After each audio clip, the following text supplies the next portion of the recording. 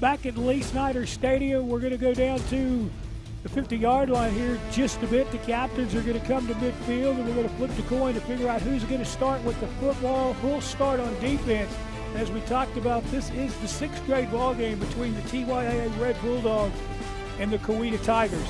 So far, Coach, we've had two ball games that have kind of gotten away as far as score is concerned, and then the other two have been real close. This one, as they talked about going in, one of the teams, the TYAA Bulldogs, won this particular goal ball last year. Coweta's looking for their first one. Should be a good defensive battle. Absolutely. I tell you what, seeing the Bryan boys down there on the sidelines, Coweta is always known to have big, tough kids, and you can see right there at the handshake, there's definitely a size advantage right there with the Coweta Tigers, known for putting hard-nosed players out on the football field as well as on the high school field with new head coach Jay Wilkinson down there at Coweta. Now back to Richard Stickney on the sidelines for more about tonight's ball game. We have the TYA Red Bulldogs, who by Coach Wright come in with a record of 11-1. A lot of athletes, a lot of team speed, what we expect out of the Bulldogs year in, year out. And we have the Coweta Tigers come in with Coach Krumsick's record of 12-0. Very physical team, want to control the ball, want to control the clock. If they can do that, they think they have a chance to bring the gold ball back to Coweta. Once again, ought to be an exciting ball game right here at Lee Snyder Field. Stay tuned. Watch this ball game. It's going to be an incredible meeting between these two teams. Tigers and the Bulldogs coming up next. The Bulldogs won the toss. I believe they've elected to defer. We'll be back to talk more about the sixth grade game in just a bit.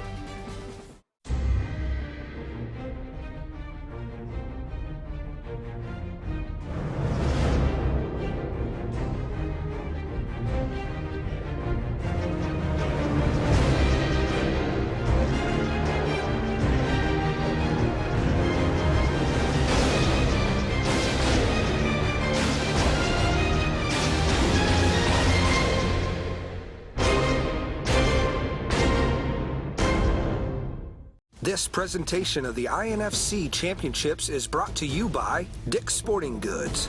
This season, give the gift that matters. Every season starts at Dick's Sporting Goods. And by Indian Nation Football Conference, home to the best youth football and cheerleading in Oklahoma. To get involved, go to nusports.com.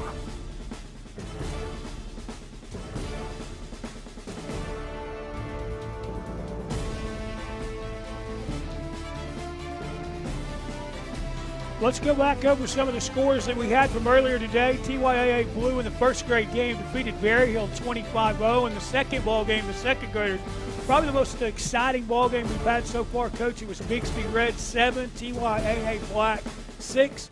Then TYAA Red came back in the third grade contest. They beat the Jinx Trojans by a score of 20-0. Stillwater came to town and took on Bixby Red. It was the Stillwater Pioneers 19 and Bixby 8. And in the last ball game, Bulldog versus Bulldog, it was 28-0 TYAA Red. This one, as we've talked about, it's Tigers and Bulldogs. The kids are bigger. Hitting should be a little bit more ferocious and a little bit more wide-open offense so far, Coach. Yeah, absolutely. As you go up in grade, you see a little bit more of the pass come into play, some teams having to play some zone and drop back and cover for that. You also see the kicking game, and it's always interesting to see how that comes into play. Teams that can kick the field goal for that extra point worth 2, or teams that are still relegated to going for the extra point on the ground. So a lot of variables that come into play here, and this one should be another exciting game. Well, as early on as the third grade game, we actually talked about the fact that kicking the extra point is a huge advantage because, as you mentioned in INFC rules, if you can kick it, you get 2 points. The other team scores. If they don't have the ability to do that and they go for 1, they're still down by 1. So, as Coach mentioned, you can almost bet both teams will kick the extra point. Speaking of kicking, we've got the Coweta Tigers kicking off to the TYAA Bulldogs in the sixth grade ball game. It's underway right here at Lee Snyder Stadium.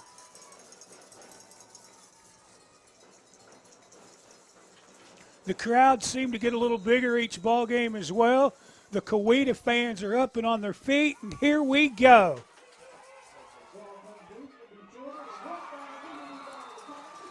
Tizan Dees actually was the one that fielded the kick. The return, we'll say he got a return maybe of one, but the Coweta attack team was there in a hurry. The TYA lineup, you can look at it as you see it appear on your screen. Actually, we'll switch that. We've got the defensive group up for you first. They're going to start out with big number 74 across the front, and two of the linebackers are number 82 and 21 is in the defensive backfield. The Bulldogs set three in the backfield.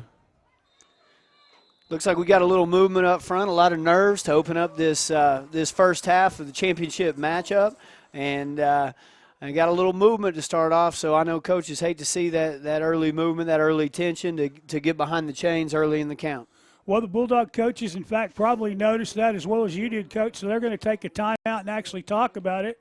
They haven't actually marked the penalty off yet, but the officials are discussing it, and I believe, as you mentioned, we've got illegal motion on the offense. Yeah, we saw the flags down on the field, but maybe they got the timeout in before the illegal motion. So we'll see, and that'll be a real advantage right there for the TYA Bulldogs to not have to start with 1st and 15 opening this drive in the championship ball game. Camden Chrisman will actually come out and anchor the defense for the Coweta group. He'll set up at the middle linebacker. That's number 43. And as we mentioned, the Bulldogs, they'll put three in the backfield, kind of almost like a wishbone. Yeah, and you'll notice Coweta on defense playing a 3-4 defense, blitzing the outside linebackers, and they got some big, talented defensive linemen led by number 5, Justin Hines, up front.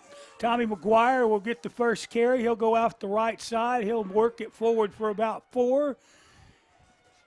And again, if you're a running team, 3 to 4 yards per carry is all you need, and that signals first down every time. Yeah, 3 times 4 is 12. And I guarantee you, a lot of coaches out here today happy to get that. And to eliminate those penalties is an important thing. The Bulldogs set it at second down, and one more time we've got whistles that'll stop play. I think we actually have a equipment problem with one of the Coweta defensive players, so it's an official's timeout only. Well, as soon as I say that, it looked like, well, no. Yeah, I believe you're right. The little short officials timeout, and we'll get back to play in the full house backfield with TYAA. Parker will turn. He'll hand to the second back through. And again, they'll move the chains or get real close. I believe it's going to bring up 3rd and 1. Well, I tell you what, they were running the inside zone play out off the left edge, and Parker did a great job sticking his foot in the ground and making a cut back behind those linemen on the right. Look at that right there. Just a tremendous play. I believe that was number 27, Marcellus Wilkerson. Just a phenomenal play there on his part. 4th play in a row that the Bulldogs will go to the straight handoff. Parker again will carry the mail, and he's going to move the chains. It's a 1st and 10 for the Bulldogs.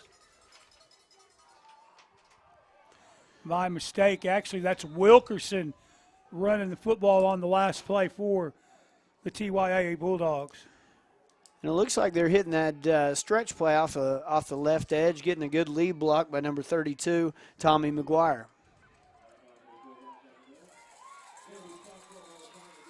Back to Wilkerson one more time. I guess it kind of goes to one of those things, if it's not broke, don't fix it. They're going to ride this horse all the way down the field. Absolutely. That time they elected to give it off to the dive, giving the big man who'd been doing a little bit of blocking some love up front.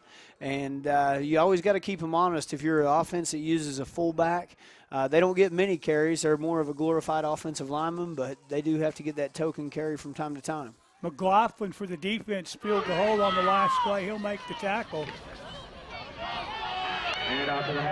This time we'll fake it to the fullback and come back through.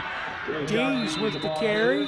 They're mixing it up, giving the ball to several different people. What a tremendous runner, number 21, Tezon Dees. I tell you what, he does a good job of sticking his foot in the ground.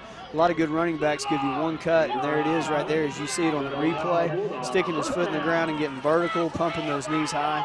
Just a tremendous football player. I tell you what, got a stable of backs here on this TYA Bulldogs team, and any one of them can get the ball. In fact, all three back there have gotten the ball already. They all show great patience and work well behind their offensive line, as Coach mentioned. They'll wait to make that cut until they see the hole, and they give it back to the fullback this time. That's Tommy McGuire for a nice hard run off the right side. They seem to be favoring the right side, so you got to feel like that's where their strength is as far as the offensive line is concerned. Yeah, absolutely. Every offensive coordinator has a tendency, a side that or guys that they feel confident running behind, and a strong tendency that I'm sure Coweta scouted out on these guys. It's amazing when you get into the INFC championships how much scouting that the opponents have done. I know some of these coaches are even doing film trade on huddle. Parker takes the snap. He'll turn one more time. He gives the ball off. That's Dees on the carry. The play stretched out nicely by the defense. Coming up to fill the hole is Bo Trammell for the defense. It looks like that's going to bring up third down and about 1 yard to go, and that's just how the Bulldogs like to play it. Just keep handing that ball off and moving the chains forward. 3 yards in a cloud of dust, Don. Ball control-wise, they've burned off right now a little over half of the first quarter, and this is the first third down situation that they've faced. Fullback again. McGuire spins. He's got the first down and more. I tell you what, this is an offense right here that Coach Switzer would love, that wishbone backfield right there, and it's a fullback's dream. The fullback in this offense does get the ball. He's not just a blocking dummy out there. So pretty exciting to watch because you never know who's going to get the ball, and they do a good job running a lot of different schemes up front. As you mentioned, they've got several different backs, and they're not shy as to who takes the carries. Makes it tough on the defense. Dees inside the 5. He'll spin down inside the 3 to about the 2. Just a powerful run right there by Dees. And I tell you what, followed behind Kendrick Myers, big 94, on the right side of that offensive line. Look at him downfield, eating a little bit, pushing the pile. I tell you what, those big nasties up front paving the way. And DeMond Sanders, also number 33, had a nice block. Fullback, McGuire, touchdown Bulldogs. I'll tell you what, he goes through there almost untouched, Don, and what an impressive drive to start off right there by the Bulldogs. Just a very blue collar, moving the chains a little bit at a time. I'm not so sure they had a negative play on that drive, and I tell you, Coach has got to be extremely happy with that. The only on the whole drive was the first snap. Well, they didn't even get the snap off, which would have been the first play of the ball game. They had an illegal motion. Coach called timeout. They regrouped, and 5 minutes later, they put it in the end zone for 6. And as we mentioned, they will indeed kick the extra point for 2. This is Holmes with the kick, and it's blocked. The old toe poke and INFC rules, just like NFHS rules in high school. Block kick, anything. Muff 2-point try is a dead ball right there. So going in with 3 minutes left in the game, the score is going to be 6-0 TYA Bulldogs. We might mention that this TYA Bulldog team, from what I understand, talking to some of the fans on the way up, they've actually won the INFC championship as 5th graders, and now they're shooting for it as a 6th grade team. So a 2-time potential winner here with the TYA Bulldogs. But Coweta says, not so soon. We haven't even touched the ball yet. Give us a shot. Yeah, I tell you what, a lot of experienced players, a lot of guys that we've seen the last couple of years in the finals. They won the title as well in the during their third grade year. So guys that are used to big games, a lot of these guys, and they've picked up a few new players and have some of those same old veterans. Their go-to guy when you talk to their coaches before the game is number 21, Tazon Dees, and I tell you what, we saw a pretty good dose of that on that first drive.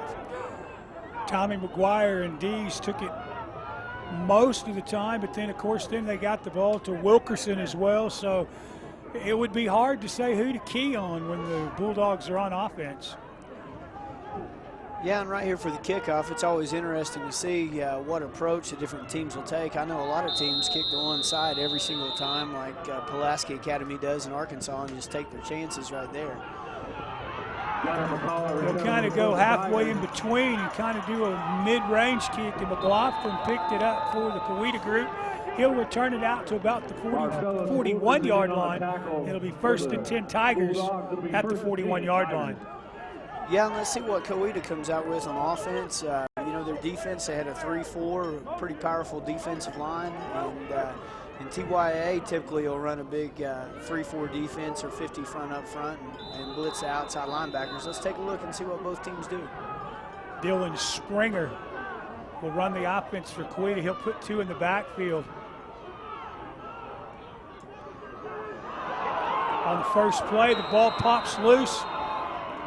The Bulldogs say they have it, and now the officials actually say that they've picked it up as well, and that was Damon Sanders that dove in there and picked up the loose football. A little bit of confusion in the backfield for the Coweta Tigers. It looked like they had some speed sweep action, and then were trying to come back to the counter to one of the upbacks, and actually ran into the quarterback and put the ball on the ground. And unfortunate set of circumstances. You can't afford to lose field position against a talented TYA team who's been here before. It looks like maybe some early pregame jitters for the Coweta Tigers. 1st and 10 for the Bulldogs. Ball sets at the 39-yard line, and they're back to their traditional wishbone set with McGuire as the fullback. He'll take the fake, and then Dees gets the carry. And now we have our second flag of the afternoon, and that one came in there where it looks like we may have a hold on this one. Yeah, unfortunately, the Bixby Spartans saw that flag in that same direction a few times last night. And when you see the flag in that direction, it typically means that somebody got their hands outside the framework of the body. Well, speaking of the same thing, your 4th grade team, Bixby Red, was going in for a touchdown that would have put them up 14, and they got a hold in the corner over here and never could quite recover, and Stillwater came all the way back to win that particular ball game. As we mentioned, holding offense, that'll back them all the way up to the 49-yard line, and this is the first time that the offense has faced anything other than a first to the longest was 15 after the first play of the ball game. Yeah, when you have a wishbone offense and an option offense, it's hard to overcome 1st down and 20. Most of these offenses are built for that 3 and 4 and 5 yards in a cloud of dust, and you just can't really get that done in 3 or 4 downs. So let's see if TYA goes to some of their bootleg passing game and what they do to overcome the long down and distance. Short gain on the play as Stedman filled the hole nicely for the Coweta Tiger defense. It's going to bring our 2nd and 13 as the gain on the last play was just 2. Parker will wait as the plays so often is this the case in the INFC or even high school as well. It's shuttled in from the sidelines. Dees will bring the play in, and by no means is he a backup. He just simply rotates with one of the other running backs. Right here, the Bulldogs lining up in their traditional wishbone formation and try to go with Dees over the left side this time, and met by a pack of Coweta Tigers right there.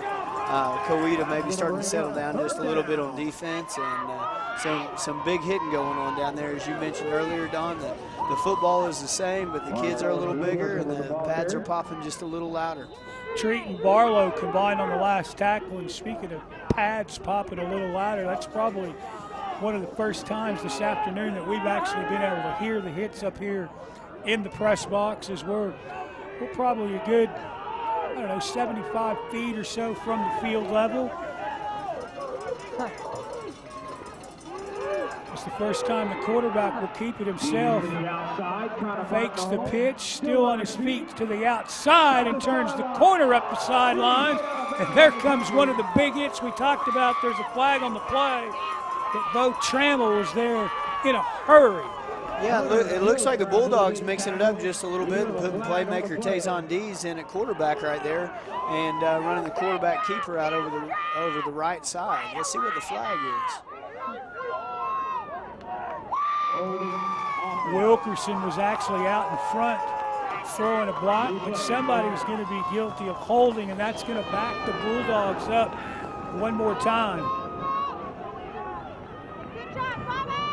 I think maybe somebody got somebody towards the back. I tell you what, it was hard to see on the replay right there actually where the holding call was. But we got high school officiating crews down here for the finals. 82. I guarantee you that those guys don't like to throw flags unless they actually see one that affects the outcome of the play. That's one of the things that so many of the fans that are listening and watching at home may not realize. All of the INFC games throughout the regular season and, of course, into the playoffs and this Saturday as well are all officiated by high school certified officials. So as Coach mentioned, they don't like to throw the flag, and you can bet when they do, there actually was a penalty that occurred. And I tell you what, a lot of these guys are out of Greater Tulsa Officials Association, and I tell you what, just a tremendous organization. I know other parts of the state don't necessarily have this, but these guys meet on a regular basis. These guys work together with each other. They actually review game film, and then a lot of times you'll see one wearing a GoPro during the game so that they can review the film of what they see themselves and what they're calling themselves at the end of the game. So true professionals right here. These guys have full-time jobs, but they take a lot of pride in the work that they're doing on Friday nights and on Saturdays in the INFC. They marked the penalty off, and then they brought it back to the line of scrimmage. As the Coweta Tigers coaching staff thought about it, they could actually decline the penalty, which will bring up the 4th down going into the second quarter. And we'll be back to talk more about the second quarter right after this.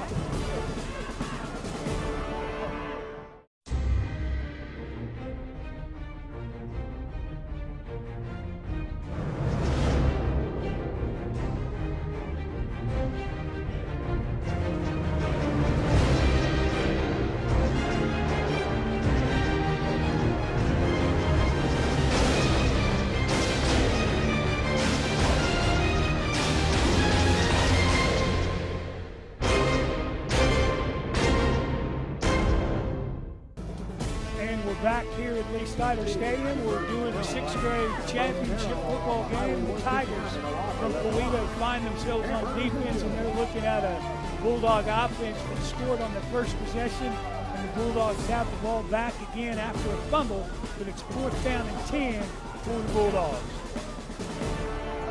Here we go, big down for Coweta right here after turning the ball over. Their offense has only touched the ball one time. I see Coweta switch their alignment just a little bit, and they're lining up in split 6 defense right here. First pass of this ball game, and it's the first pass of the entire afternoon, Coach, that I've seen completed. And as you mentioned, that was a huge play. Liggins pulled it in, 1st down Bulldogs. And I tell you what, great spiral right here you'll see. Great adjustment to the ball by the wide receiver, and critical 4th down conversion right there for the Bulldogs. And they put Dees back at quarterback, so not only can he run it, but he has the ability to throw the football as well. They'll put back to the wishbone with McGuire as the fullback. McGuire is the one that actually scored earlier. McGuire will get the carry. He'll bounce off the first set of tacklers, and you're not going to bring Mr. McGuire down with just one man. No, not at all. I tell you what, you're going to have to swarm that guy, and what a weapon to have at fullback. I tell you what, a guy that can run the football, and I tell you what, after seeing the way that Dees can throw the ball, I bet they have some nice bootlegs to him as well.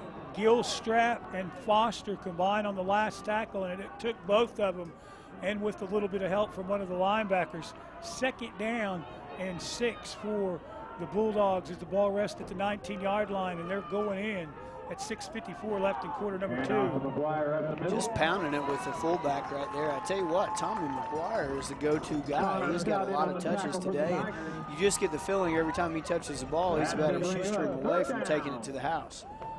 They tried to cut it back up inside. Number 63 led the way with the block, and it's 3rd down for the Bulldogs. Ball rests at the 18-yard line.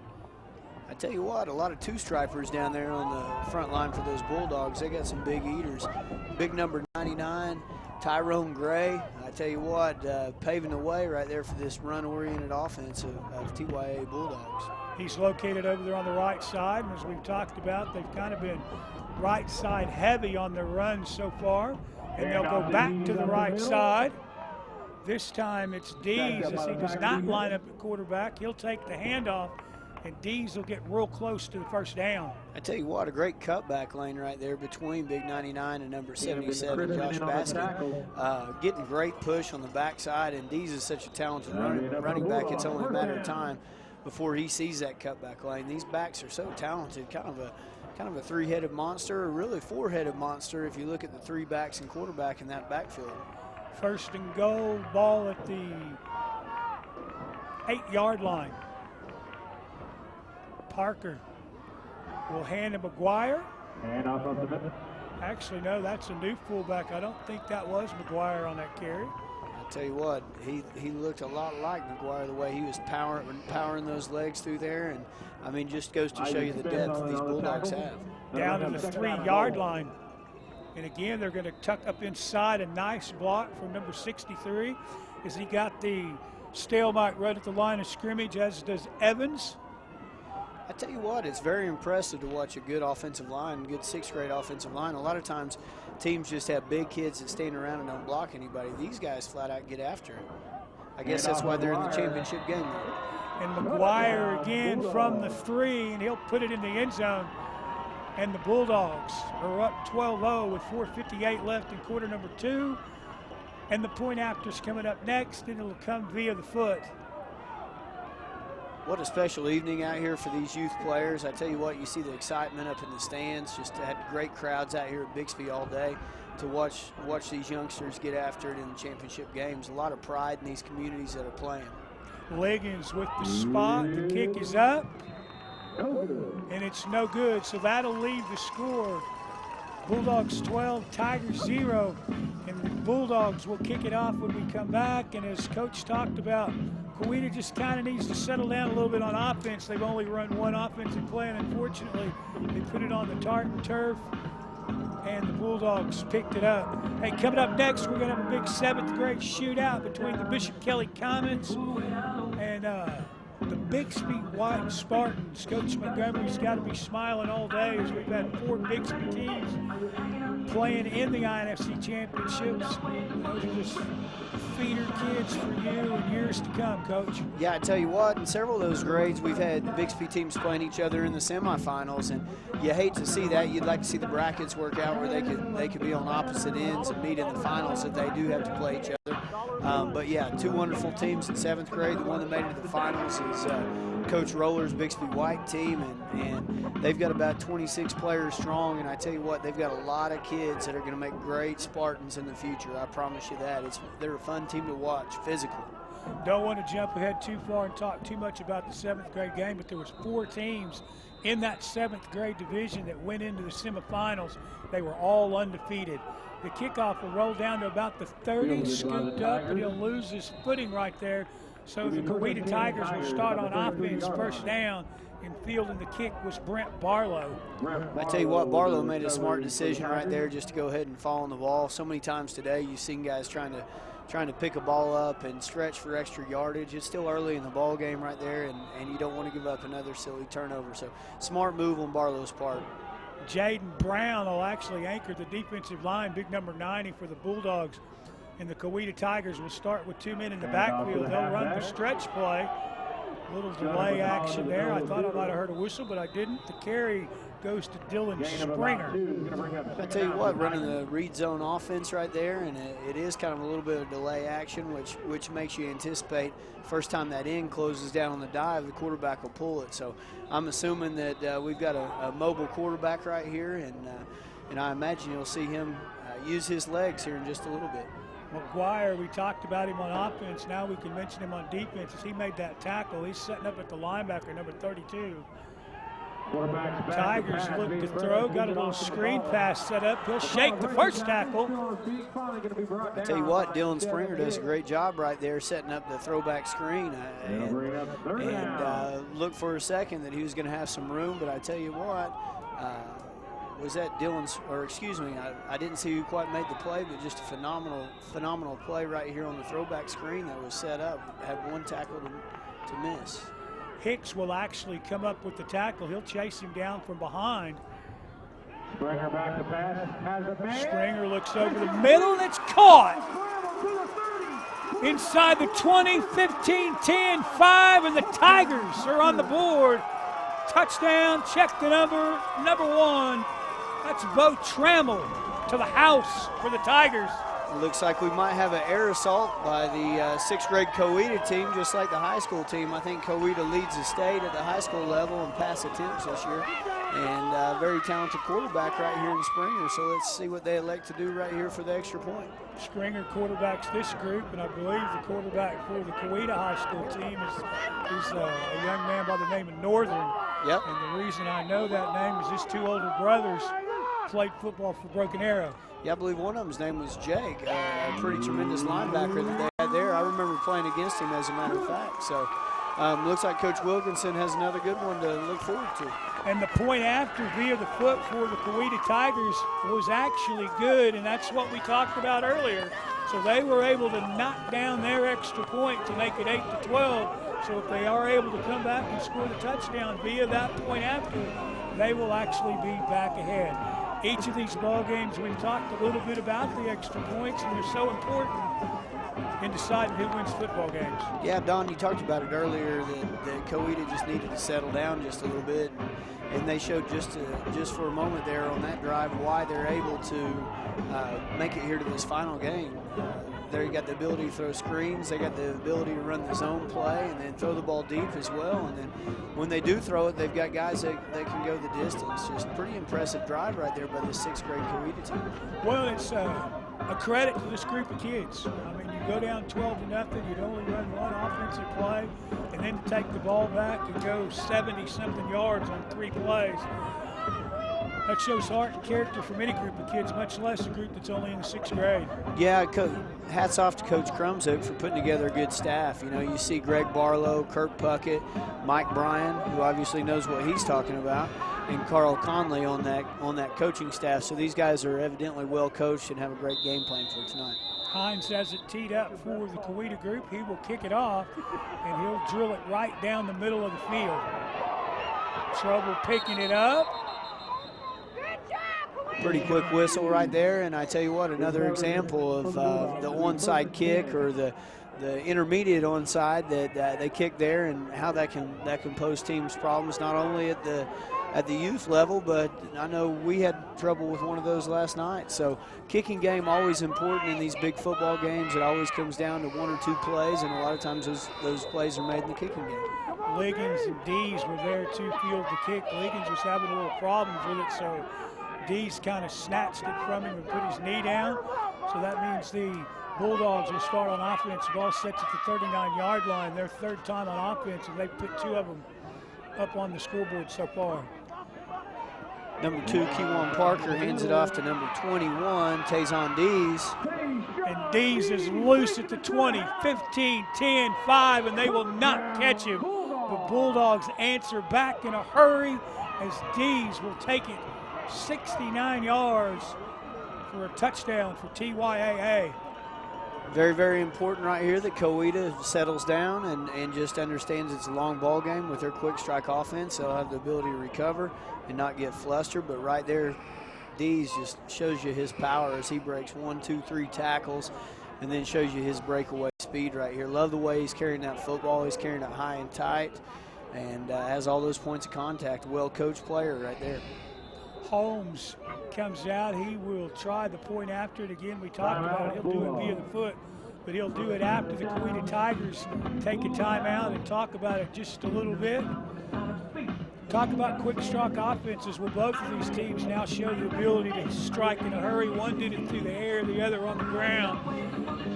This Coweta group is really, and I realize it's the 6th grade and we expect them to throw a little bit more, but this is the first team that's really shown the ability this afternoon to complete passes for positive yards. Yeah, absolutely. On their 2nd drive of the ball game right there, or really 1st drive of the ball game, both pass attempts that they attempted, they completed. They completed the throwback screen as well as the fade or seam route right there that they scored on.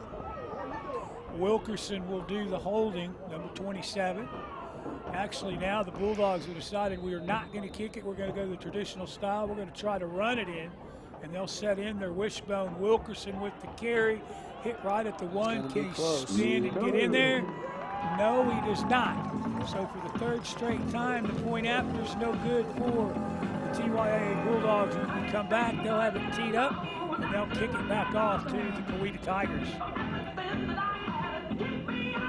Right there, the fullback dive, and Coweta blows their neck and keeps them out. And I tell you what, stopping those point afters can prove to be a big game changer. Gunnar McLaughlin stepped in the hole nicely from his linebacker spot. Probably the first time tonight that we've seen McGuire stopped by just one man, so obviously McLaughlin is a pretty strong young man himself. Yeah, I tell you what, a lot of these guys have great strength and conditioning programs, and their coaches do a good job out on the practice field of using body weight movements and going ahead and implementing those strength and conditioning protocol at an early age. I know here in Bixby we start a lot of our kids, in 5th and 6th grade, and sometimes all the way down to 1st grade during our summer routine doing the same movements with and without weight with our youth. And so it's a fun time, and it's a fun time for these guys to learn proper mechanics and good techniques at a young age.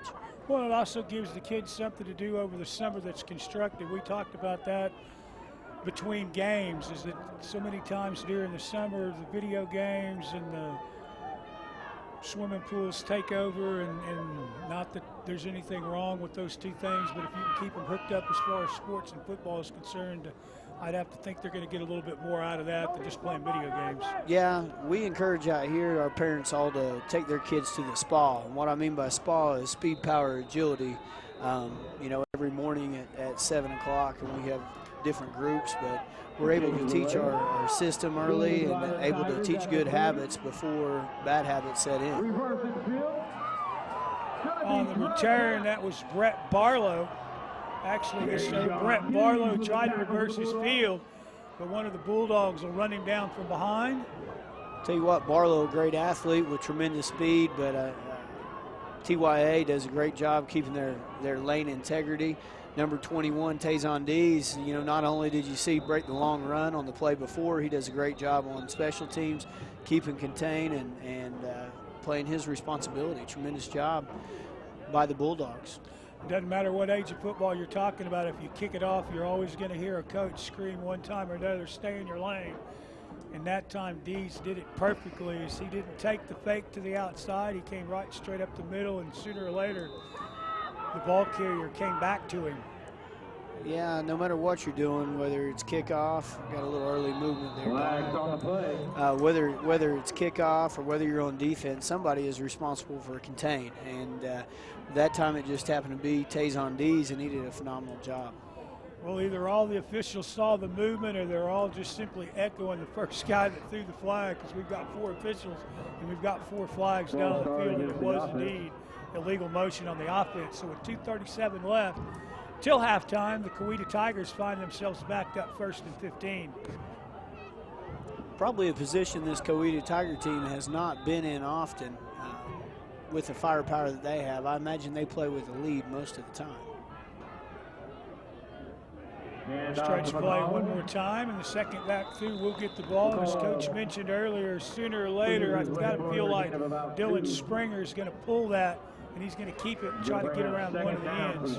Number 2, Gunnar McAuliffe right there, off the right side running the zone play, just showing you a lot of power and slashing speed. And Coweta is hurrying up the tempo right here. I wondered if they would try to just get to the halftime, but the Coweta coaches say, no, we got to try to put some points on the board before half, and they look to throw one more time. What a spiral, I tell you what.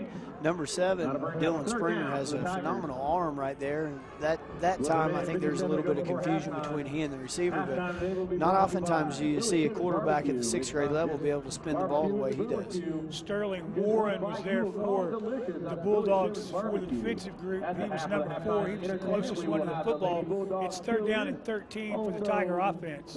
Every offensive coordinator's favorite down and distance right here, Don. 3rd and 13. Yeah, there's lots of options here. Yeah. I know when you're calling plays, all the coaches have great ideas on 2nd and 1, but not so many on this down and distance. You kind of heard Coach let it slip out right there. We're watching along with you at home on the monitor, and he actually had him. He was open. Springer just let it go just a little bit too tall. You get the feeling these guys could get on the page at any moment, but they better do it pretty quickly, because I tell you what, TYA can pull away from you in a hurry, and that brings up 4th down, so decision time. Springer stays in the ball game. Actually, no, that's Gunnar McAuliffe now that will drop back in what we can believe is punt formation, and look who's going to drop deep to field it. That's Dees, and I imagine they're going to try to kick it away from him. Wow, what a great punt right there. He got it going end over end, and let that thing roll out, and let some time run off the clock before you give the ball back to the Bulldogs. It'll roll all the way down to about the 39-yard line before Bo Trammell touches it down. And as we spoke of, maybe just as important, they didn't give Dees a chance to touch it. So the Bulldogs will have it with 1:51 left till halftime. And I imagine the Bulldogs are getting ready to come back out with that three-headed monster offense of theirs and pound it. There's plenty of time right here with a couple of timeouts left, and the clock is running. The Bulldogs do indeed. They've got 2 of their timeouts left. They took one right after the first play of the ball game when they had the illegal motion penalty. So they've got plenty of time. It works, or the clock, that is, works inside of 1:38. Quarterback on the keeper. Looked like we had a muffed handoff right there. Looked like the play was designed to go to Tommy McGuire. And one of the players zigged when they should have zagged right there, and the quarterback kept it out the back door. Parker kept it. Gilstrap was there to make sure that he didn't turn the corner, so the Coweta defense made the stop right at the line of scrimmage. And speaking at halftime, don't forget, coming up at halftime, we will have a halftime presentation from both of the cheerleading groups. Halftime Fun brought to you by Ron's Hamburger and Chili right there in Broken Arrow, Oklahoma. Boy, I tell you what, a nice bowl of Ron's chili right now would do the trick up here. The temperature is starting to cool off at Lee Snyder Field now that the sun is going down. Each game it gets just a little colder. The first game was beautiful weather because the sun was out. Dees sat back up at the quarterback spot. He'll shake the first 2 tackles and will be brought down from behind. The old naked bootleg right there with no intent to throw. They put Dees at the quarterback position and let him naked bootleg out the back door, fake the toss over the left side, and watch him show his power as he breaks tackle after tackle right here. I tell you what, if you're a Coweta Tiger, that's pretty scary seeing that guy in the open field. Camden Chrisman actually got the tackle, but you also got to credit Jackson Stedman. Stedman slowed him down so that Chrisman could grab him from behind. And I think the Bulldog coaches say, hey, that's enough. I think we're going to take it to the house, and they are. Both teams will go to their respective sidelines, and the clock will spin itself all the way down to 0. We're going to go to halftime. As we mentioned, the Bulldogs are up 18-8. Richard Stickney's down on the field, and what he's going to do is try to line him up, the Bulldog coach, to talk about the first half. Looks like he's got Coach Wright down there with him. So let's see what Coach Wright has to say about the first half of play. He's got to be happy. Down on the sideline with Coach Wright. Coach Wright, 18 points up in the first half. Put 18 on the board pretty quick. What are you going to have to do to maintain that so we can bring the go ball back to Bulldog? Well, it's going to have to take defense. We don't really just take no team for granted. I think that these guys is not in it for nothing, and we're just going to play ball. That's what I like to hear. Hey, Coach, once again, good job in the first half. Maintain it in the second half. Bulldogs will bring another gold ball back to Bulldogville over in North Tulsa. Good luck, Coach. Thank you. With the score 18-8, we'll be back to talk more about the second half and what comes your way next right after this.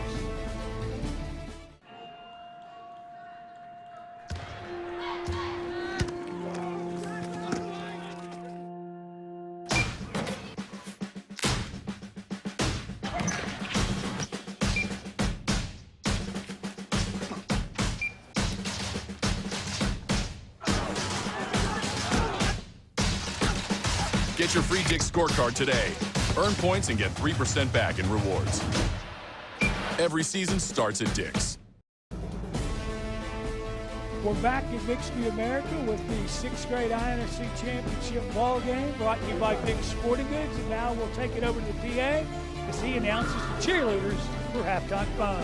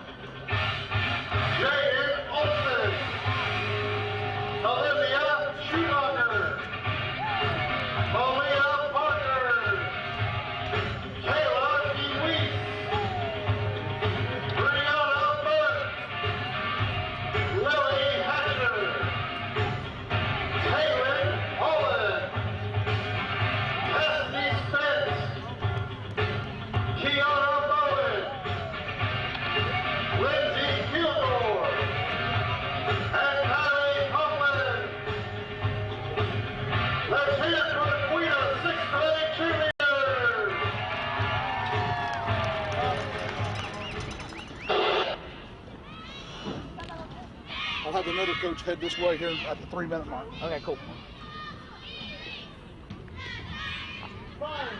I'm fine. I can handle it.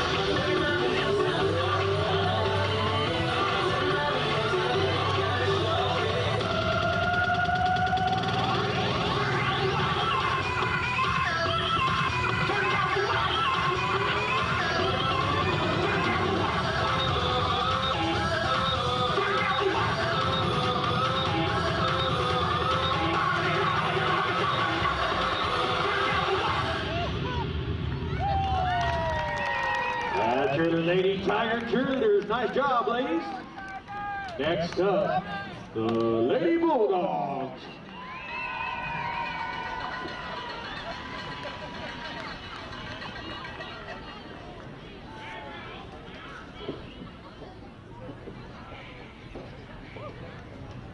This is my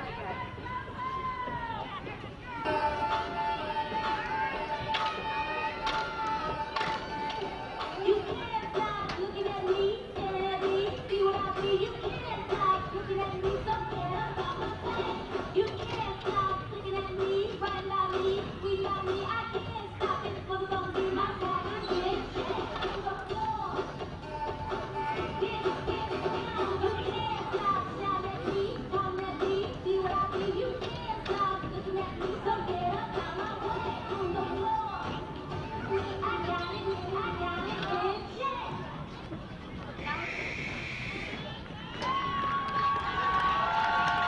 Really never made no difference with this shit to me.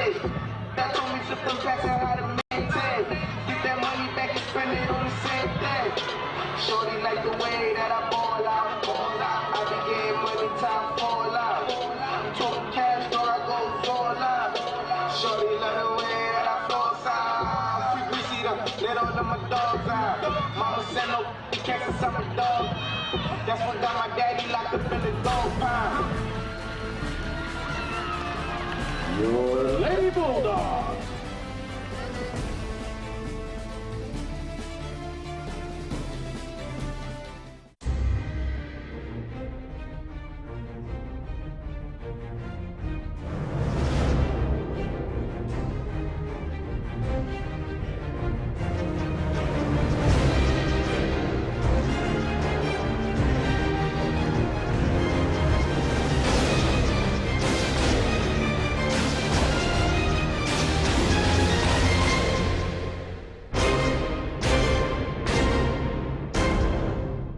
This presentation of the INFC Championships is brought to you by Dick's Sporting Goods. This season, give the gift that matters. Every season starts at Dick's Sporting Goods. And by Indian Nation Football Conference, home to the best youth football and cheerleading in Oklahoma. To get involved, go to nusports.com.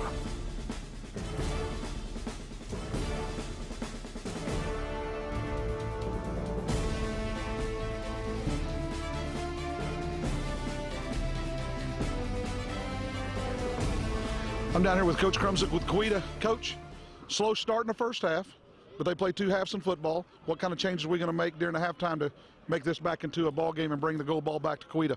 We've got to make adjustments on the front line on our defense. We've got to get in different sets, and we've got to stop them up front. We've got to shut their run game down in the middle, and then everything else will fall in place after Well, that. hey, the great thing about football, and you know it as well as I do, at halftime they don't hand out trophies. So, hey, get them together the second half, and let's see what kind of ball game Coweta has in them. Okay, Coach? We'll do it. Hey, Thank you, good sir. luck, Coach. Thank you very much.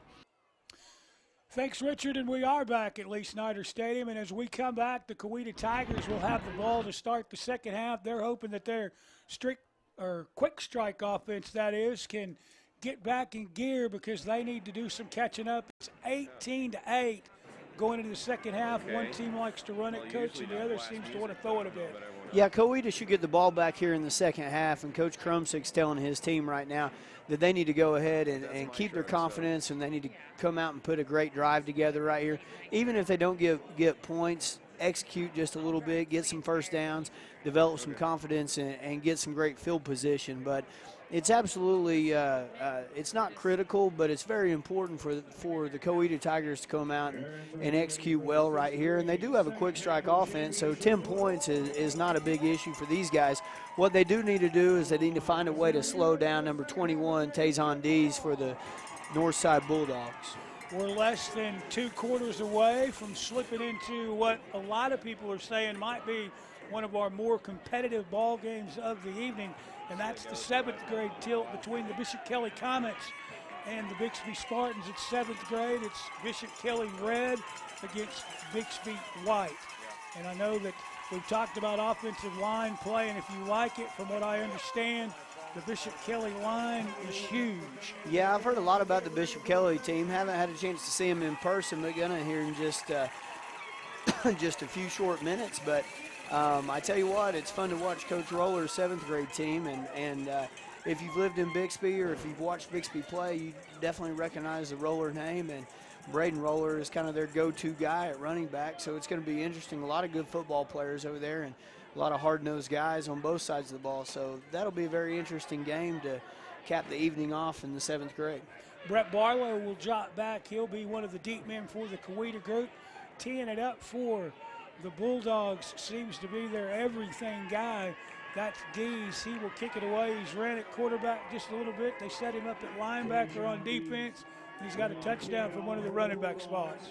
Yeah, and he's a dominant force here on the kickoff team, too. You saw him make a game-saving tackle earlier on the kickoff. So just a phenomenal player, and he's going to make somebody a really good football player the next couple of years in high school.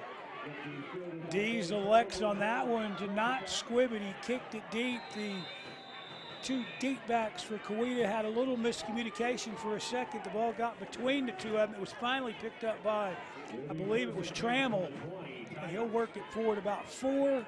1st and 10 Coweta, ball rested about the 20. Yeah, Trammell, a talented athlete there. I can tell has a little bit of wiggle to him and some breakaway speed. So very good football team here Coweta's putting out on the field. You would think that they are going to come out throwing as they've got 3 receivers to the side, and they will. They'll dump it to the short guy. He'll make a man miss up the sidelines. Coweta lines up right there in trips formation and throws a bubble screen out and gets great blocking down the field. You can see that the Coweta Tigers are already running Coach Wilkinson's spread offense that he implements at the high school level. They're overloading the box, as many youth teams do, and they take advantage of the bubble screen out. I think there was just a run play tagged with a wide receiver screen out on the outside, and great execution by the Coweta Tigers. And Brent Barlow hauled it in, and he headed upfield, got it almost out to midfield, 1st and 10. They'll show the same formation, and this time they'll hand it to the running back, and that's McCullough, and he'll pick up about 6 on the play.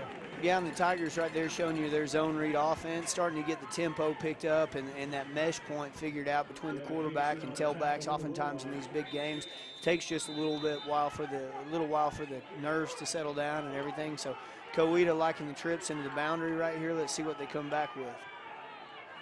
One more time, they'll go to shotgun. They'll fake the bubble screen this time and go deep. Just off the fingertips of Trammell. Great call right there, 2nd and short by Coach, and he comes back after hitting him with a big bubble screen and goes for the double move off of it. And one thing you always have to be wary of when you're playing man coverage, you have to make sure your corners are disciplined and stay with their man.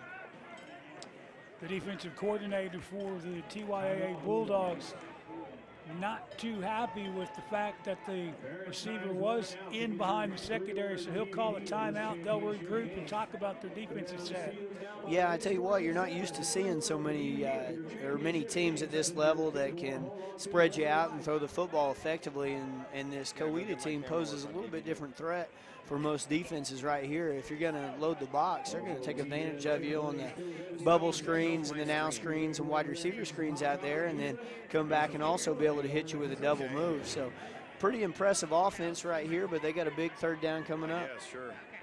We talked about the importance of, if nothing else, flipping field position to start the second half, and the Tigers have been able to do that. Now they want to try to go get some points as they find themselves down 18-8 with 7:08 left in quarter number 3. Yeah, I like what Coweta's doing right here. They're lining up with the tight end on the left and trips to the right, adding another surface with that tight end to handle that outside linebacker. And you'll see him running behind that tight end right here on the one-back power play. Great run over the left side. Gunnar McCullough will move the chains for the Coweta Tigers, and that's 3 straight first downs for the Coweta offense. They actually didn't really have very good field position to start this quarter, as they had it at the 20, but 3 big plays, and they're in Bulldog territory and heading towards 6. Back to McCullough.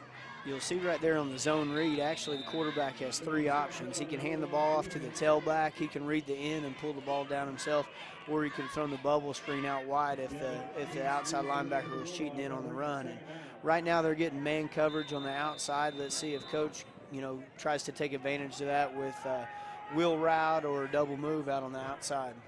Hicks and Baskin on the last tackle for the Bulldogs, and it's second down. We're going to call it 2nd and 10 for Coweta, and they'll stay in the shotgun. Pass caught behind the secondary inside the 5. Touchdown, Coweta Tigers. You'll see Coweta comes out right here and runs a little tackle eligible play. They got an eligible wide receiver they sneak out, and I believe they hit right down the seam. Actually, that may have been number 3 in the trip set right there. Hunter Gilstrap, number 82, is the one that actually got in behind the defense. He'll put it in the end zone, but there was a nice block thrown on the play by number 2, Gunnar McCullough, which actually let the quarterback have enough time to get the pass off. And then Gilstrap did the rest. And one more time, we've talked over and over and over about it, but here comes an important extra point.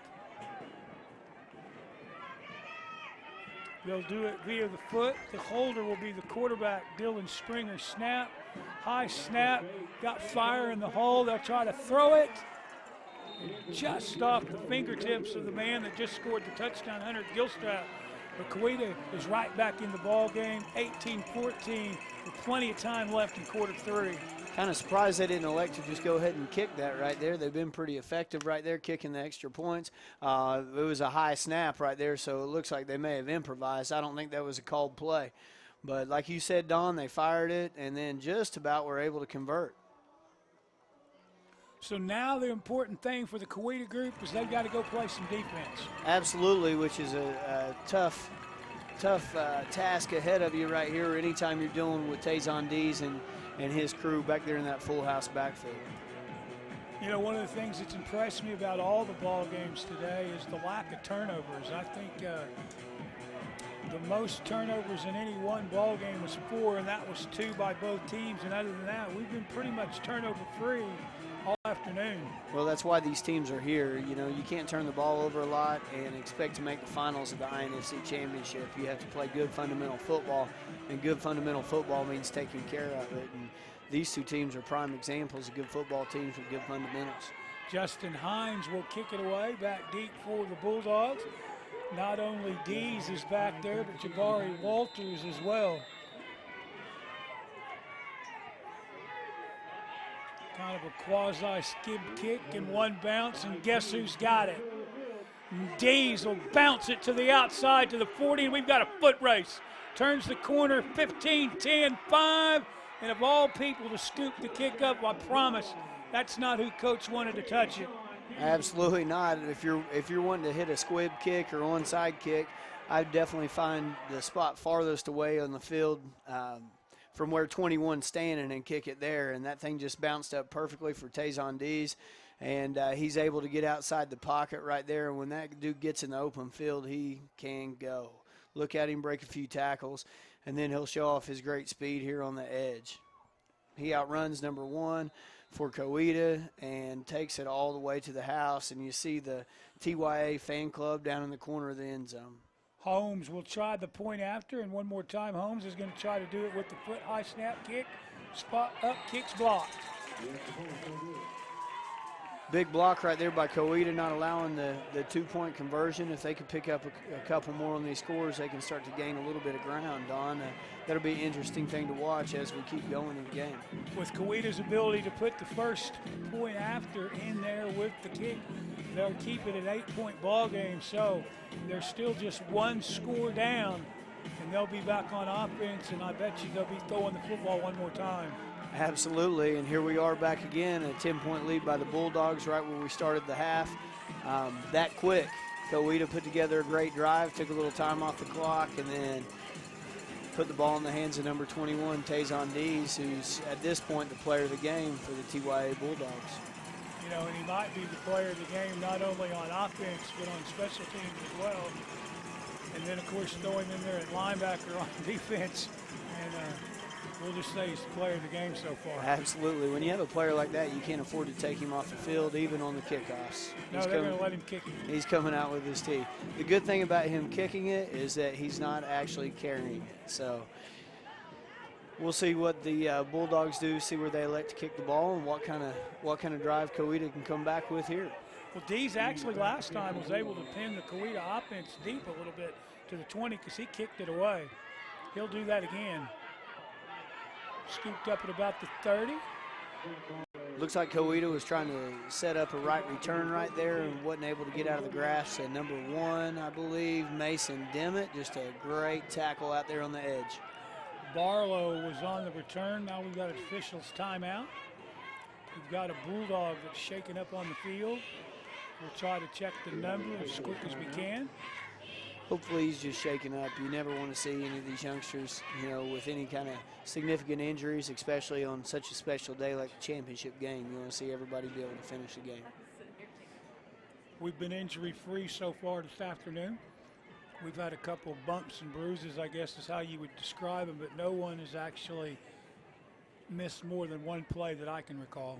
Yeah, and, you know, part of the reason a lot of these teams are here is because they are able to stay injury-free, and the healthier team is so important as you get down the stretch. That was actually number 33, DeMont Sanders, that was shaken up, but he's up and he's going to walk off under his own power. Has maybe just a touch of a limp, but I'm not a doctor, obviously, but I'll bet you Mr. Sanders is back in the ball game and not too long from now. All right, Coweta opening up their drive. Let's see if they go back to their trips formation that they came out in. They'll flip the trips to the opposite side of the formation, so obviously the quarterback can throw both right or left. They come out with the zone play over the right side behind the tight end. That was effective for them on that first drive, picking up maybe a yard right there if hard-earned yards. Tommy McGuire, we talked about him a lot in the first quarter as he was carrying the ball quite frequently from the fullback spot. Well, they've got him lined up at linebacker, and he made the tackle on the last play. Coweta lines up here in their trips formation. Let's see what they go to. Caught! Another foot race inside the 30. Makes a move back to the 20, still on his feet. Gilstrap, first down, Coweta, all the way down to the 19-yard line. Coweta lined up in their tight end trips formation right there and throws the tight end pop pass to number 82, Hunter Gilstrap. Just a great throw. I tell you, Gilstrap is a big, physical, tall target, and underthrew the seam pass just a little bit to him, and he adjusted to it well and then showed off his size and speed right there.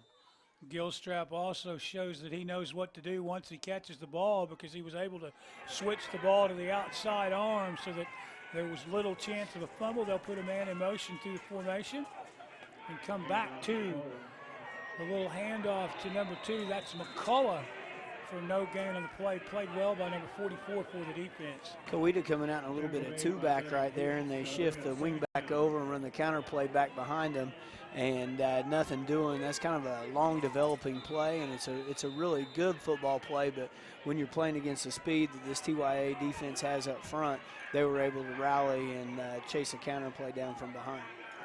So Kawita looks at 2nd down and 11.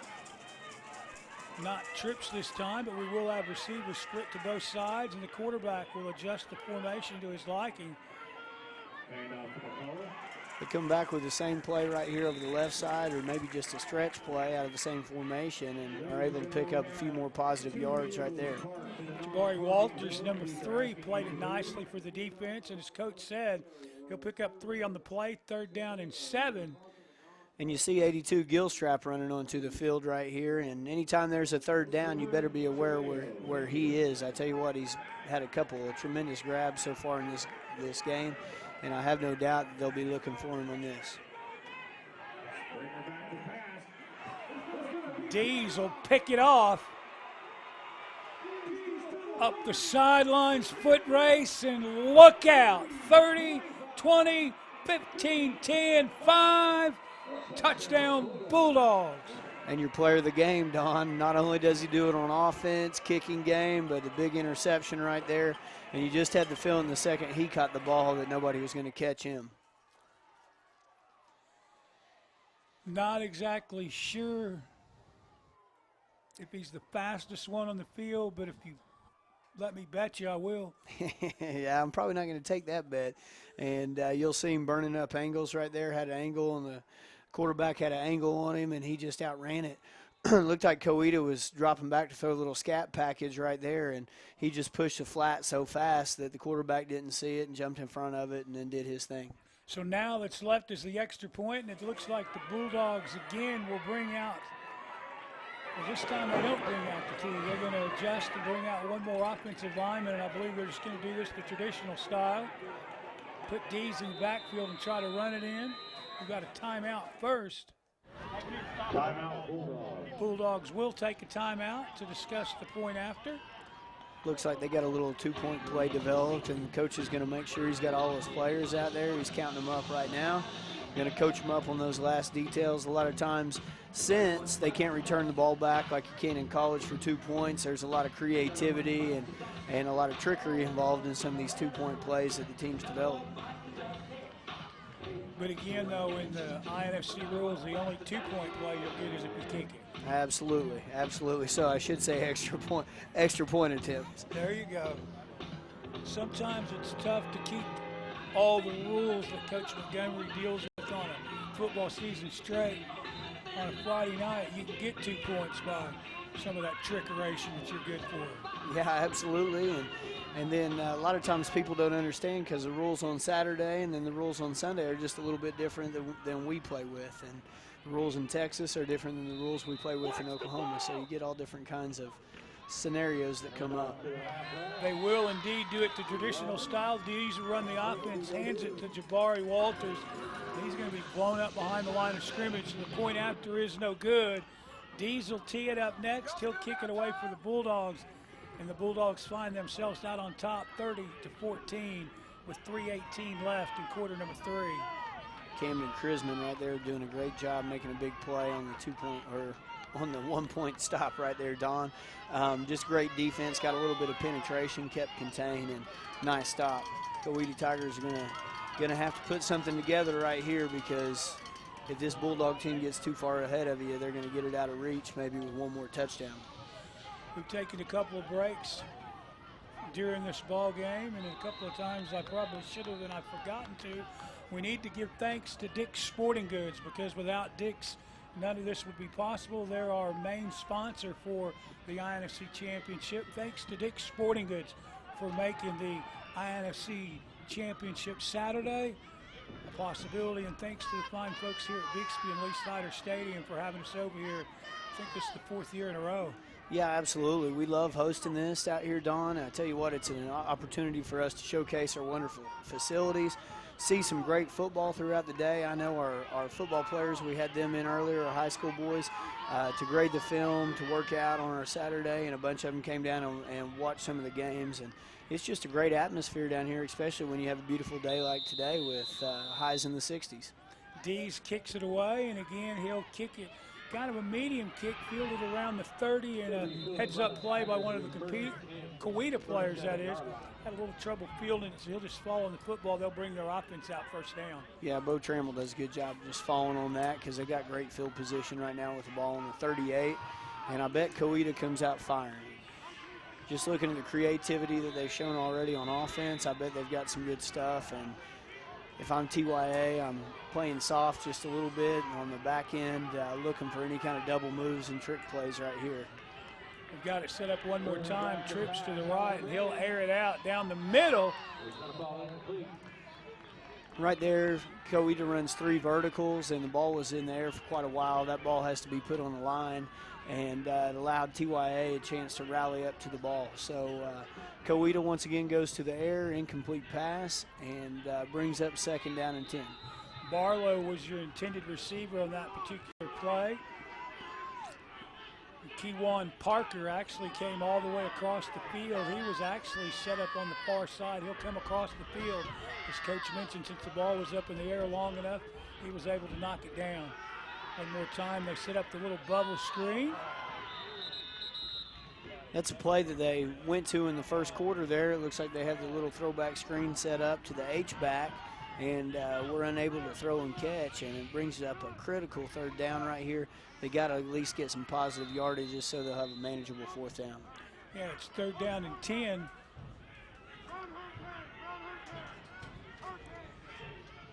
Third down and 10, Coweta huddles up right here. They leave their wide receivers out to just get the signal, and they go to the 2-back formation once again. And I would look for the big tight end. He's been such a valuable target so far. That's actually Hunter Gilstrap, and he's the one that caught the pass that set up the last touchdown. Actually, we said he would probably do it before the game's over, and there he goes. The quarterback faked it, pulled it down, and he comes on the scramble for the 1st down. Yeah, I tell you what, Springer does such a good job at the quarterback position throwing the ball that you forget. He's got great wheels, too, and gets a great lead block by his fullback right there, number 32. Excuse me, that's not 32. I don't see a oh, that's 82. Gilstrap leading the way for him down the field and powers his legs through. Good football play. Gilstrap and McLaughlin with the blocks out in front. A 3rd and 10 gets converted to a 1st down, and the ball rested about the 48-yard line. Coweta Tigers on offense. Big 4th down conversion there. Let's see what they do on 1st down, going back to the 2-back formation. Quarterback rolls, he'll pull it down, and one more time, he'll scoot into the secondary with the stiff arm, 1st down and more.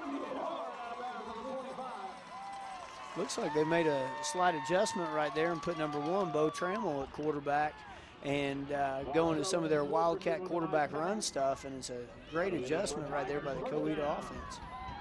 That's 2 big runs in a row and 2 1st downs, and they have it down at the 25-yard line, 1st and 10 Coweta, and they're going in. Number 43 with a huge block. That's Camden Chrisman. He got the block on Dees and sprung the, now we actually got an official's timeout. We got a little equipment problem, I believe, by one of the players. Looks like we have a helmet strap or something like that, and I see that Coweta's run Dylan Springer back out onto the field, so be looking for a throw right here. Springer's their talented passing quarterback, but they're still going to the 2-back formation. Trammell and Springer are just about the same size, so it was a little hard to notice that they'd actually, as Coach mentioned, kind of slipped a little wildcat in on us there for 2 plays and 2 1st downs.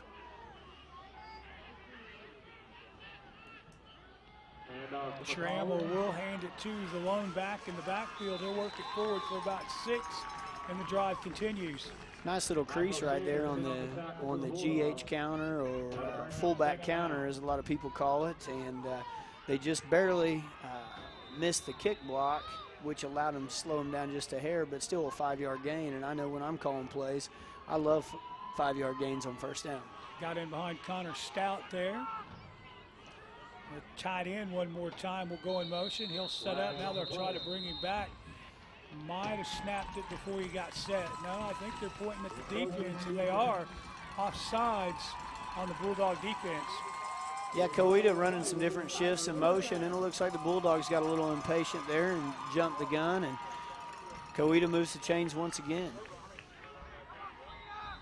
Tyrone Gray will check in for the defense. Big number 99 will line up at one of the defensive tackle spots to put the rush on the quarterback.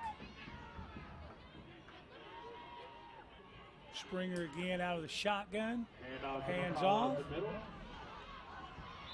Right there, run the zone play with fullback lead out off the edge. Just kind of an ace formation zone play right there, and picking up some more positive yardage right there. Dylan Springer will come over to the sidelines to get the play. In fact, I think Springer will check out, so that'll put Bo Trammell back to run the offense. And this might be and probably should be the last play of quarter number 3 as the clock works under 20 seconds in the quarter.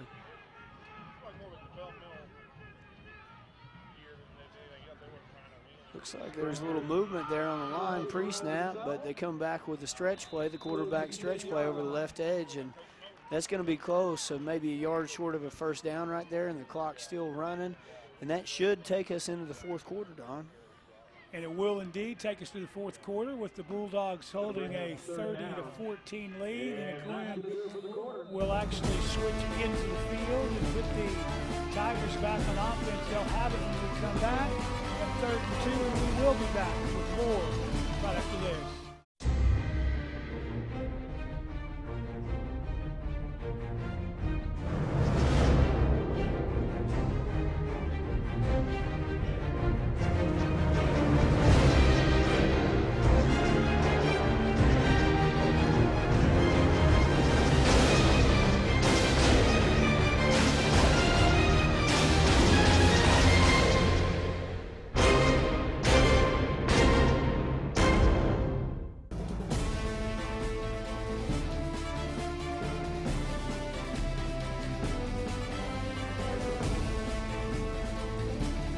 Coach Montgomery and Don Rice back at the 6th grade INFC championship ball game sponsored by Dick's Sporting Goods. It's 3rd down for the Coweta offense. They got it 3rd and 2.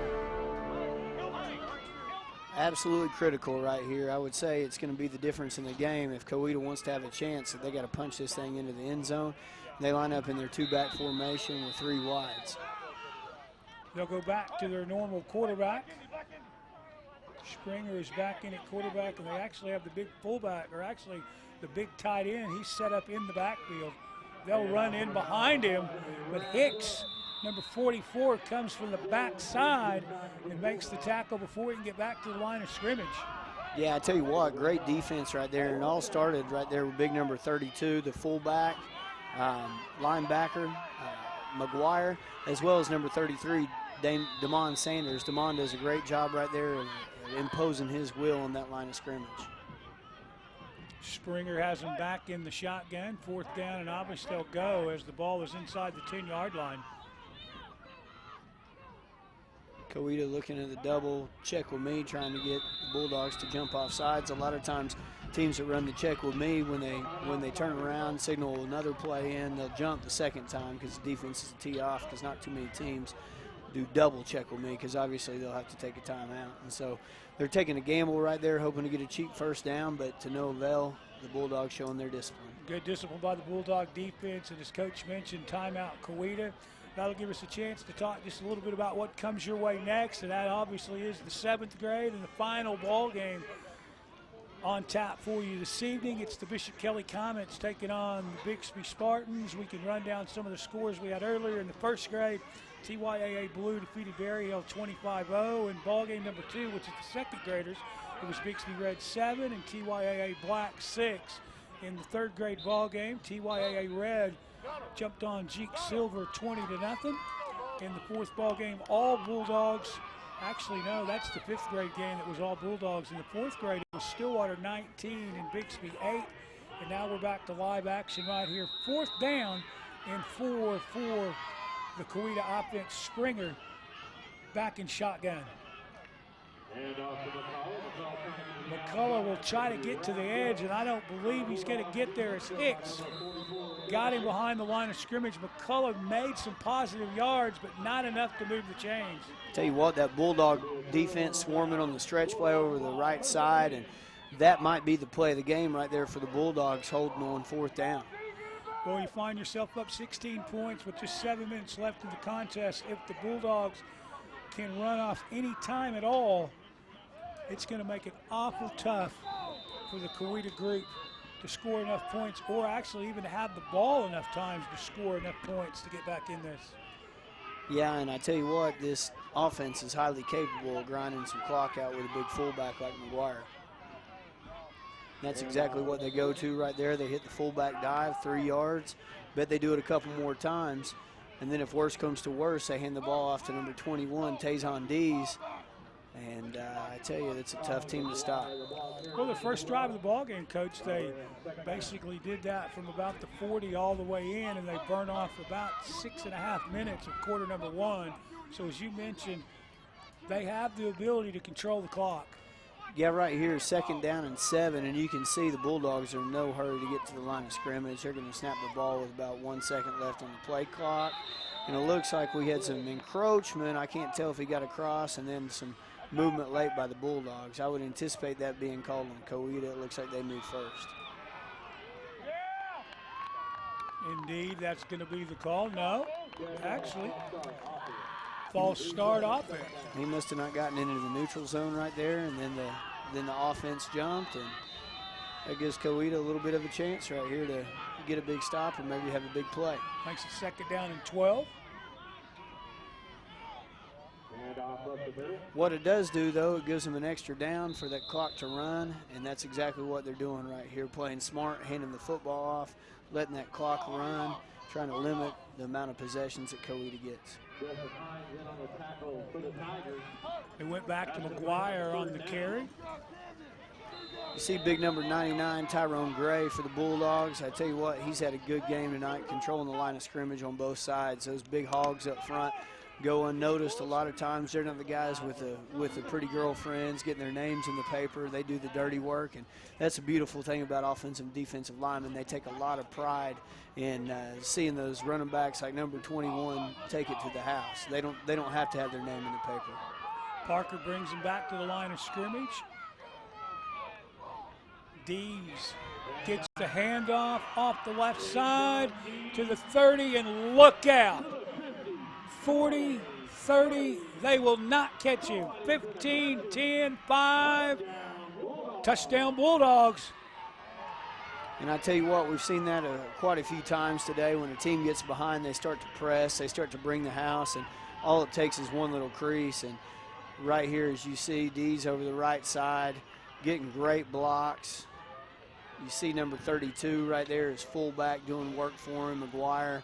And then get him in the open field, and nobody's going to catch him, as we've seen multiple times today. Jerichus Evans, also number 55, had a nice block at the point of attack. They were backed up inside the 10, so Dees took it about 90 yards, and we're not keeping stats, and maybe we should, but I'm guessing that Dees has somewhere around 150 total yards on the ground alone, plus an interception return for a touchdown. Then they hand it off to McGuire right there on the dive, getting the big man a little bit of love, doing such good work blocking for his boy Dees on the long run over the right side. And that should do it here for this 6th grade game. But I tell you what, as coaches building on the future, it's an important thing for this Coweta team to be here, and what you look for right now to your team is great character, and see if they battle back in a bad situation and get themselves, back to moving the football, back to making some good plays, and carry their heads high, because they are in the championship game. Don, you've been involved with the INFC for a long time. Exactly what do these brackets look like? How big of brackets are they when they start off in the INFC playoffs? I know that the ones that I'm the most familiar with, I know there were 16 teams that started off in the 1st grade bracket alone. As far as the 6th grade, I I'm going to guess, but I think there was 8 to 10 teams that started in the tournament a week ago Saturday. And really, it's impressive even to be in the tournament, because you take a look at teams like Bixby. You know, we'll have 3 6th grade teams. Jinx will probably have 3 or 4 6th grade teams. Broken Arrow may have 5 or 6. Union may have 5, 6, or 7. So the sheer number of football teams that are out there, and you also throw in Priors and Stillwaters and Sand Springs. The INFC is a big unit. So even to be in the championship bracket of the 16 teams is a tremendous deal, and it shows the discipline that these teams have. There's 37 clubs, I believe, currently in the INFC. We're turned out to about the 43-yard line, and that's where Coweta will start on offense. We mentioned the coaches before the ball game, and you know that with Brian on the sidelines, Coweta's not going to quit. No, they're going to have a tough, hard-nosed mentality right there, because that's what their coaches believe in, and that's what those coaches are instilling in these kids. And that's just such an important thing for high school coaches building the future, is that the kids understand the discipline that it takes to play the game and the tough mentality that you have to have. And that in and out of the hands of number 2, Kewan Parker. He almost had an interception in the championship game to talk about for the rest of his life. Parker looked up, might have saw the green grass and the red and blue in the end zone and let it get out of his hands, but it's going to be 2nd and 10.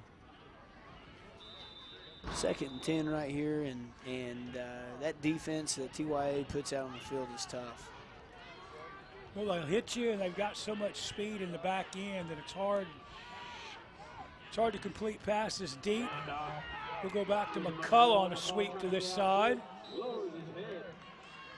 Well, Coach Goff does such a great job with the TYA program. There's a lot of alignment between every grade, and these kids grow up running the same offense in the TYA offense and defense in the TYA program. And multiple times today we've seen this overpowering 3-4 defense that TYA puts out on the field. And as you saw there, it's tough to get the edge. Michael Sanders came up and played the edge nicely. That looked like a high school defensive back making that tackle right there. Springer wants to throw, and he will. He looks down deep. Just a little bit too tall. It's going to fall incomplete, bring up 4th down. Looks like they were trying to set up a little bit of a go route right now, but Coweta's got their back against the wall, and TYA isn't taking the cheese on the double move. No, because the Bulldog defensive backs have been able to scoot back just a little bit because they understand that Coweta's going to be throwing the football. Jackson Stedman will check in. He'll split wide to this side for the Coweta offense, and they'll split a receiver to the far side as well. 4th down. Coweta goes back to their 2-back H-motion formation right here, and it looks like they're setting up a little sprint-out pass. And he's got a man, and the pass interference call, which you don't see very often in the INFC championships because there's not a lot of balls in the air. But it looks like there's a little pass interference on the defense, which might give Coweta a chance to have the ball back once again. They actually put Bo Trammell back at quarterback, and he kind of did a little sprint out action. He's been the quarterback that's actually done most of the running, but he pulled it down and tossed it downfield. The intended receiver on the play was Brent Barlow. And I tell you what, Barlow doing a good job fighting for that ball, and looking at the replay, that's actually a call that could have gone either way, offensive or defensive pass interference. They're going to leave Trammell in at quarterback with a single setback, and Trammell will want to scramble to this side. What an explosive athlete right here. I see why they like to use him in the Wildcat formation right there, because when he gets an edge, he can really put his foot in the ground and tightrope that sidelines. Joshua Baskins, number 77, that was there for the defense. He turned it upfield, and help arrived in a hurry. Short gain on the play. In fact, I think they're going to say he didn't get any yards at all, so 2nd and 10. That's McGuire again on the tackle. Yeah, big 90, big 77. A lot of guys up front holding their own. And I tell you what, any 3-4 defense, maybe that's number 77, Joshua Baskin, any 3-4 defense has to have a big man up front to anchor that defensive line. Dylan Springer that time was on the receiving end of a Trammell pass. He'll haul it in. And look at 3rd down at about 6. a lot of good athletes out on the field today. Anytime you take a look and you see all the points being put on the board, 51 points on the board so far in this ball game, which is a high-scoring ball game in the INFC. Looks like that ball you better get on. It may be a lateral pass. Pass will indeed be ruled incomplete, but as Coach mentioned, that was right there kind of on the borderline between whether that was going to be behind the line of scrimmage, which would have made the ball live. According to the officials, it wasn't, so it's going to be 4th down. Yeah, and you see how well coached TYA is. The second the ball hit the ground, their guys kept running, because if that ball is indeed a backwards pass, that's a live football, and they can scoop and score that thing. So you heard the coaches yelling, but immediately you saw the players run into it. And a lot of lessons that these young football players are learning by the coaches at an early age. Blake Hilburn checks in for the offense. They'll split him wide right, and we'll go back to Trammell to run the offense for Coweta. And as we mentioned, they're going to one more time look at a 4th down situation. Trammell will drop straight back and looks deep. This one's going to be picked off. Parker dropped the other one, but he's got this one and he's got the edge, but we do have a flag. Tell you what, Kewan Parker just doing a tremendous job right there, dropping back in coverage, making a play. And I tell you what, picked up a great block by several of his players on the return. And it looks like maybe one of those was a block in the back right there. So let's see what the call is. The penalty flag came in well after the interception, so you got to believe that the Bulldogs will indeed keep the football. They'll lose a bit of their field position, and so with 2:59 left in quarter number 4, the Bulldogs probably won't look to do much more than just burn the last 2:59 and take their hardware and go to the house. See right there, number 4. Leading the way on the way back, Sterling Warren for his partner on the interception return. Bulldogs drop back in their 4-man or 4-deep zone coverage right there, a little prevent coverage because they knew Coweta had to throw the ball, and just doing a great job keeping their eyes on the quarterback, making play on the football. D's had a nice block on the return, and Parker will bring it back to the line of scrimmage. 1st and 10 Bulldogs. Ball rested about the 15-yard line. They'll set 2 in the backfield. Parker on the quarterback keeper. He'll turn it upside, or upfield that is, and head to the outside. He'll step out of bounds at about the 12. I'll tell you what, his coach probably telling him to make sure he goes down in the field of play to keep that clock running. Those guys over there, I guarantee you, can't wait to get their hands on that gold trophy. That'll happen in about 2:32 as Chad Lott, the commissioner of the INFC, along with one of his directors, I believe from Metro Christian, is standing right in front of the Dick's table. Dick's Sporting Goods, again, the championship sponsor for today's activities, and we had one of their representatives, Ms. Carrie Sumter, was here earlier. I understand she had another event to take off too, but we thank her for taking time out of her schedule and coming to Bixby America to help hand out trophies for the first 2 ball games. Yeah, Carrie's been with us the last few years. Not only does she hand out trophies, they hand out, today they had some Give Me sunglasses to several of the first fans out in the stadium, and a lot of free giveaways, and they give back to the community so much, as you see here today, sponsoring this wonderful event. So we appreciate Dick's Sporting Goods and all they do for the INFC and youth football around Green Country. You know, not only do they do a good job for our football program, INFC also, I don't know if the people are aware of this, we also have a basketball league and lacrosse. Dick's is involved in both of those. If you check the website coming up, and I believe it's Friday, I don't want to misspeak, so check the website. Dick's will actually have a special day for all the INFC basketball players, 20% off by simply telling them you're with the INFC. Any Dick's Sporting Goods across the Tulsa area or the Broken Arrow store, and D's got loose for a little bit that time too. New player checks in right there, Marcellus Wilkerson, and I tell you what, spreading the carries around, just tremendous offense, tremendous blocking up front by that Bulldog team. And I know from personal experience, Don, if you're a local head coach or youth coach, you can go into these Dick's Sporting Goods and request a coach's packet, and they'll give you a coach's packet that's good for 20% off, or or $20 off a new pair of cleats, and there are a lot of different goodies where they're trying to help the local coach. Game clock works itself under 1 minute, so the Bulldogs have about 2 plays they'll have to run here before they begin to celebrate, but don't get in a hurry because now we've got a flag. Looks like we had a little encroachment right there by Coweta. Coweta still playing hard, trying to get a jump on that football, and TYA went on the hard count and got him to jump, and that moves the chains, and that should just about do it. I think TYA can probably take a knee now. Looks indeed like that's exactly what to do, Coach Montgomery. They've kind of lined up in that victory formation, and Parker will indeed do that. He'll take the snap, take a knee, and that will do it. The TYAA Bulldogs might have to take the knee just one more time as the clock sets at about 40 seconds, but they're indeed going to be the champions of the INFC 6th grade division. I tell you what, we got in that formation last night, and our defensive coordinator asked why we always like running this play so much where we lose 2 yards every time we do it. But I told him it's the greatest formation in football, Don. And the celebration begins on the far side as the Bulldog coaches come out to meet their players. And the Bulldogs have indeed won the 6th grade INFC Dix Championship by a final score of 37-14. But hats off to the Coweta Tigers as they kind of got themselves behind the change early as Dees scored it quickly.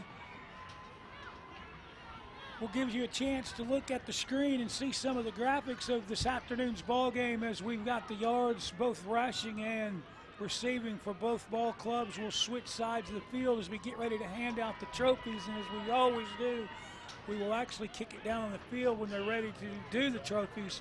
But Coach, offensive explosion by the Bulldogs to start this one, and it is time to hand out the trophies. We'll go to Chris Roberts to headline the trophy presentation. Ladies and gentlemen, now for your trophy presentation. First up, the runners-up of the 6th grade INFC division, your Coweta Tigers. First up for the Tigers, we have number 1, Bo Trammell. Number 2, Gunnar McCullough. Number 4, Brent Crumpton. Number 5, Justin Hines. Number 7, Dylan Springer. Number 11, Am I good to go? Blaine Fast, I go McGovern. bathroom really fast. I can't feel my toes. Number 17, Isaac Smith. Number 20, Blake Hilburn. Number 21, Brent Barlow. Number 24, Rusty Treat. Number 31, Jackson Steedham. Number 33, Chad Lawson. Number 43, Camden Chrisman. Number 66, Jacob Foster. Number 72, Ryan Conley. Number 82, Hunter Gilstrap. Number 94, Caleb Griffin. Number 99, Connor Stout. And the head coach of your Coweta Tigers, Donnie Krumsick.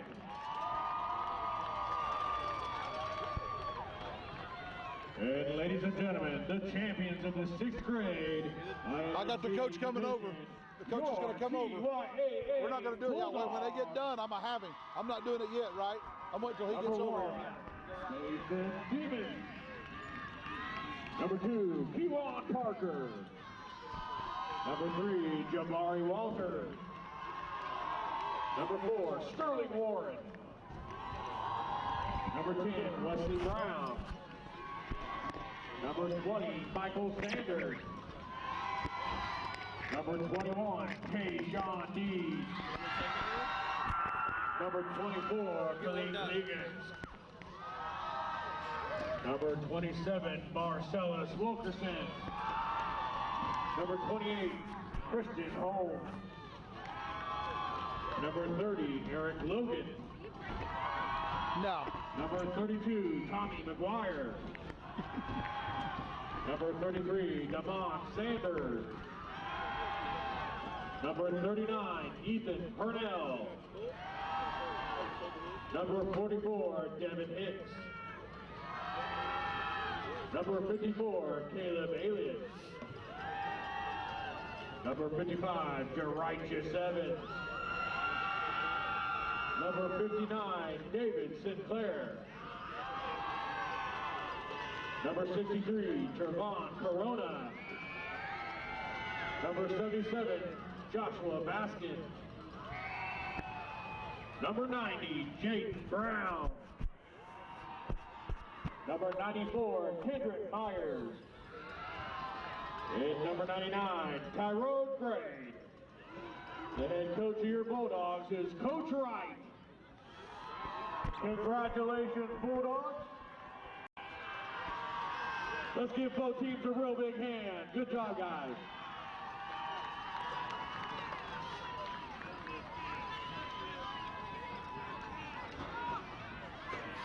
Well, and that did conclude the trophy presentation, and both teams have received the hardware, the Bulldogs, the gold ball. But hats off to the Coweta Tigers, as rightfully so. They're going to show their trophies off to their home fans, and I promise you, Coach, there are no losers when you get to this Saturday as far as I'm concerned. No, as we mentioned before, a lot of great competition. Let's take it down to the field and see what Stick has to say with the championship coach. Standing here with the winning coach, Coach Wright, Bulldogs. Coach, what's it like? Man, it's an unbelievable feeling. First of all, I'd like to give thanks to God, because without this, it wouldn't have happened. And like I said, I have a great guys and good coaches and everything. So, without the coaching staff that I have this year, I think that we formed a good team. You guys have done a great job, obviously, by the score at the end and summing it all up with a championship of the 2014 INFC. Coach, once again, congratulations. Last game for the Bulldogs of the evening, and what a way to take it home with a gold ball. Yes, thank you. I really appreciate you guys. Congratulations. Thank you. You betcha. Hey, back to you guys. Thanks, Richard, and that will indeed wrap up the 6th grade ball game. And the only thing we've got left is to settle who's going to win the 8 o'clock ball game. That's Bishop Kelly and Bixby White, and that comes your way next. Give us about 30 minutes to get ready for the next ball game, and we'll have it on INFC.TV coming up next.